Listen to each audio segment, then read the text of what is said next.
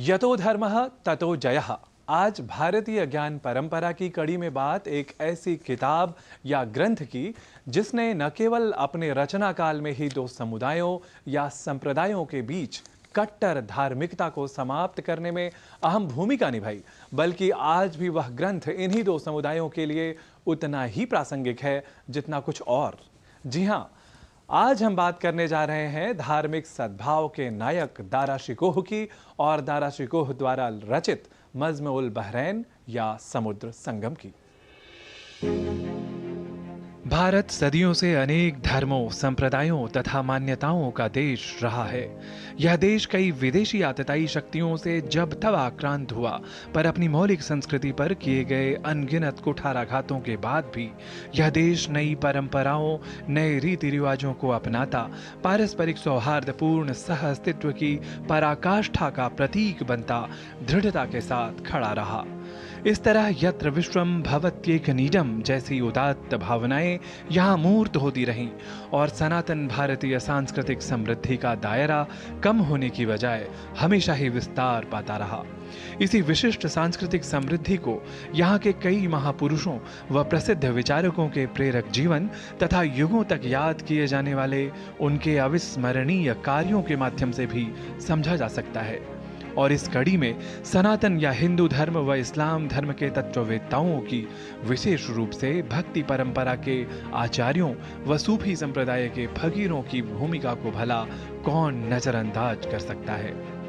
जब बात सनातन और इस्लाम धर्म की पारस्परिक समानता की हो रही हो, मध्यकालीन भारत की हो रही हो या कुल मिलाकर धार्मिक विचारों की एकता की हो रही हो, तो बरबस दारा शिकोह की शख्सियत रूबरू हो उठती है। वही शाहजहां का वारिस दारा शिकोह, जो वैचारिक रूप से अपने जमाने का सशक्त हस्ताक्षर भी था,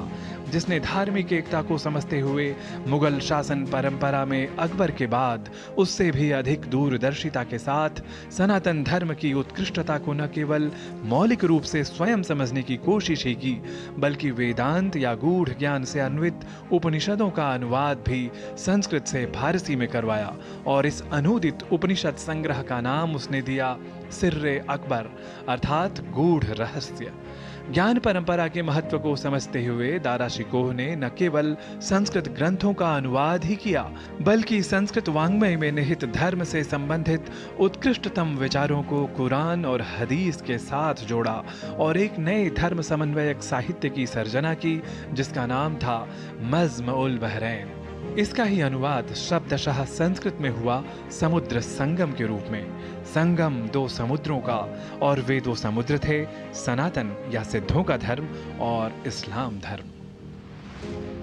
दोनों ही धर्मों के बीच सिद्धांतगत साम्य दर्शन की दारा शिकोह की उत्कट अभिलाषा कुरान को अपौरुषेय ग्रंथ के रूप में उद्धृत करने के दौरान भी साफ होती है। अपौरुषेयश्च ग्रंथोस्माकं सिद्धानां वेद इत्युच्यते। दारा शिकोह ने उपनिषदों का और भारतीय ग्रंथों के जो संस्कृत के विशेष ग्रंथ हैं उनका, भगवद गीता का और कुरान में जो समानताएं हैं, जो एक जैसी बातें हैं, भारतीयता को पूरी तरह से समर्पित करना चाहते थे समाज में और धार्मिक एकता को कायम करना चाहते थे। जैसे बड़े बड़े समुद्र एक में ही मिल करके सब एक महासमुद्र बने हुए हैं, तो उस तरह से हम अपने मानवीय चेतना को इन ग्रंथों के माध्यम से जागृत रखें।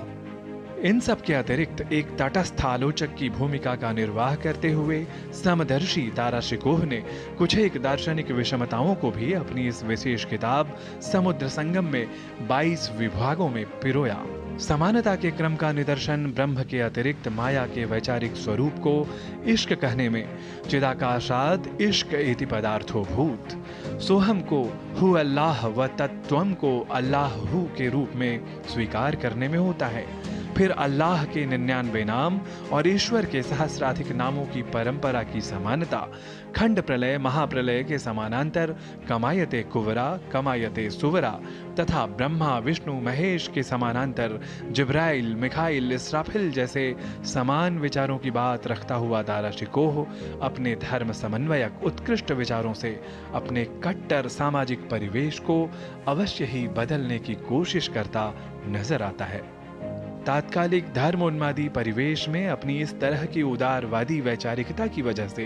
दारा शिकोह को यद्यपि खामियाजा भुगतना पड़ा, पर जब जब धर्म समन्वयक महापुरुषों की बात की जाएगी तब तब दारा शिकोह का नाम बिना किसी विवाद के सबसे पहले लिया जाएगा।